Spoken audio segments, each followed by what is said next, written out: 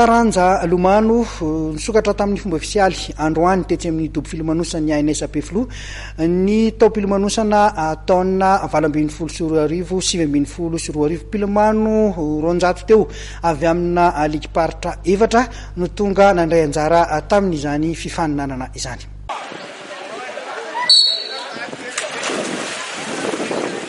Nisokatra amin'ny fomba ofisialy androany tetsy amin'ny dobo filomanosana ANSPFLO ny tao pilomanosana 2024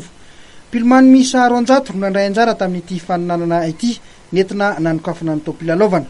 nandray anjara tamin'ity avokoa ny sokajy rehetra. Teo amin'ny lafiny teknika aloha dia hita hoe mazoto zany ilay ankizy fa zany hoe ny indrokely ny loha tamin'ity tao pilalaovana ity zany ela be vao nisokatra amin'ny piscine dia betsaka zany ny club aza mbola tsy nanomboka entraînement akory dia misy moa ny club zany betsaka koa tsy afaka nandray anjara satria ary izy mbola tsy mitsoboka tao anaty rano akory fa eo amin'ny salam-pahavitiana aloha hita hoe ny ankizy rehetra izay efa nanomboka entraînement zany efa mba saika hoe nanomboka daholo. Mariana moa fa tsy afa manoatra koa ny fédérationna malagasy ny lomano hoe anemitra n'ilay izy mihoatra amin'ilay hoe tsy mbola fisokafan'ny piscine satria betsaka koa ny programme mbola miandry amin'ity taon'ity indrindrandrindra ny Jeux des îles de l'océan Indien dia tsy maintsy efa tomboka koa zany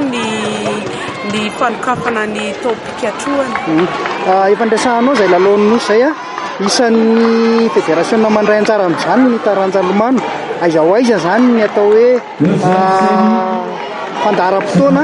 ho an'izay fiatrehana ny lalaon'ny izay indrindra eo amin'ny lafin'ny fanomanana satria vao petra ihany ny fotoana ilomanosana ho an'ny taranja lomano. Raha eo amin'ny fanomanana moa zany izao dia nandritry ny tapabolana zany izay izay farana omaly nisy ny stage zany izay natao teto amin'ny dobo filomanosany ANS stage io zany efa fanomanana sahady an'ilay ankizy izay eritreretina hoe andrafitra an'ilay ekipa zany hoe tsy mbola ireo le tena andefa nisany efa hoe présélectionné ny fanomanana moa dia fanomanana satria entraînement natao arabatana ary indrindrandrindra koa fanomanana ratsaina satria efa tsy maintsy tairina zany ny sainy mba ho efa hiomana sahady hoe ay misy Jeux des îles miandry ay misy fifaninanana lehibe ka mila miomana zany ny vatana sy ny saina hiatrika an'izany amin'ity saison ity. Efa misy tetiandro voapetrapetraka ve ny amin'izay fandaminana amin'ny lafin'ny fanazaran-teny izay raha ho an'ny fanomanana ny ekipa pirenena? Eo fanomanana ny ekipa pirenena dia efa misy tetiandro voapetrapetraka tokoa izay fiaraha-miasa koa iarahana amin'ny Académie nationale des sports. Teo moa zany ny efa nambarako teo nanomboka tamin'ny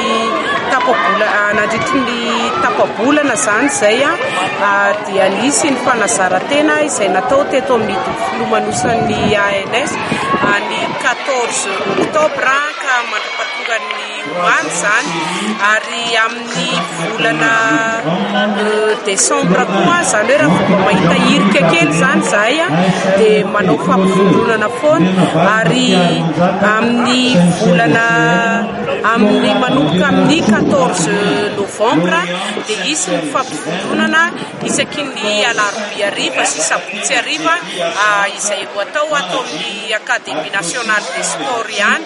ary ankoatran'izay araky ny fifanarahana tamin'ny Académie nationale des sports dia isy ny fitsinjovana manokana an'ireo ankizy izay eritreretina hoe andrafitra ny ekipa pirenena malagasy amin'ny mba hanamorana ny fidirany mikotrana zany atao amin'ny Académie nationale des sports amin'ny mandritry ny fotoana fikatroana ity zany rehetrarehetra zany dia fitsinjovana daholo ny fanomanana ny lalaon'ny nosy.